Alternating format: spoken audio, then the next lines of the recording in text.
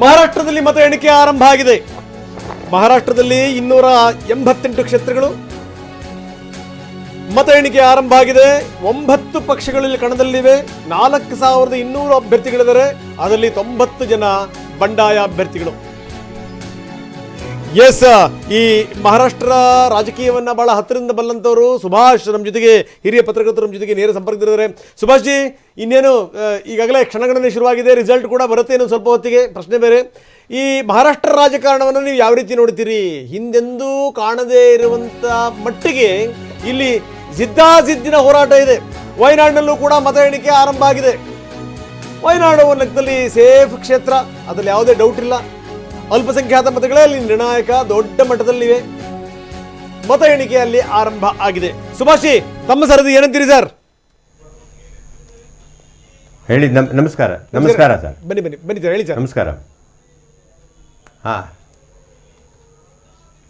ಯಾವ ರೀತಿ ನೋಡ್ತೀರಿ ಈ ಫಲಿತಾಂಶ? ಏನೇನು ಸ್ವಲ್ಪ ಹೊತ್ತಿಗೆ ಶುರುವಾಗುತ್ತೆ, ಯಾವ ರೀತಿ ನೋಡ್ತೀರಿ ಸರ್? ಮಹಾರಾಷ್ಟ್ರ ಚುನಾವಣೆ ನೋಡ್ತಾ ಇರುವಾಗ ನಾನು ಮೊನ್ನೆ ಸರ್ ಹೇಳಿದ್ದು, ನಾನು ಮಹಾರಾಷ್ಟ್ರ ಚುನಾವಣೆ ಏನಿದೆ ಇದು ಬಿಹಾರದ್ದು ಮತ್ತು ರಾಜಕಾರಣ ಮತ್ತು ಮಹಾರಾಷ್ಟ್ರದ ರಾಜಕಾರಣ ಹೆಚ್ಚು ಕಡಿಮೆ ಒಂದೇ. ಇದು ಬಹಳ ಅಂದರೆ ಅನ್ಸರ್ಟನ್, ಹೇಳೋದು ಯಾವುದು ಕಷ್ಟ ಆಗ್ತದೆ. ನಾನು ಇತ್ತೀಚೆಗೆ ಮಹಾರಾಷ್ಟ್ರದಲ್ಲಿ ಸುತ್ತಾಕಿದ್ದೆ, ಮುಂಬೈದಲ್ಲಿ ಸುತ್ತಾಕಿದ್ದೆ, ಪುಣೆಗೆ ಹೋಗಿದ್ದೆ, ಕೊಲ್ಲಾಪುರ್ಗೆ ಹೋಗಿದ್ದೆ, ಸಾಂಗ್ಲಿಗೆ ಹೋಗಿದ್ದೆ.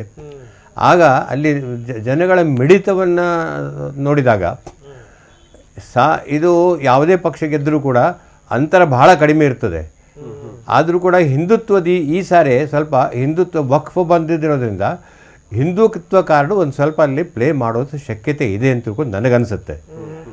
ಹೀಗಾಗಿ BJPಗೆ ಸ್ವಲ್ಪ ಅಂದರೆ ಮಹಾಯುತಿಗೆ ಸ್ವಲ್ಪ ಮೇಲ್ಗೈ ಸಾಧಿಸಬಹುದು ಎಂಬುವಂಥ ಅನಿಸಿಕೆ ನಂದು. ಎಸ್ ಸರ್, ಸರ್ ನೀವು ಹಾಗೆ ಸಂಪರ್ಕದಲ್ಲಿರಿ. ಇನ್ನಷ್ಟು ವಿವರಗಳನ್ನು ನಾವು ಕೊಡ್ತಾ ಹೋಗ್ತೀವಿ.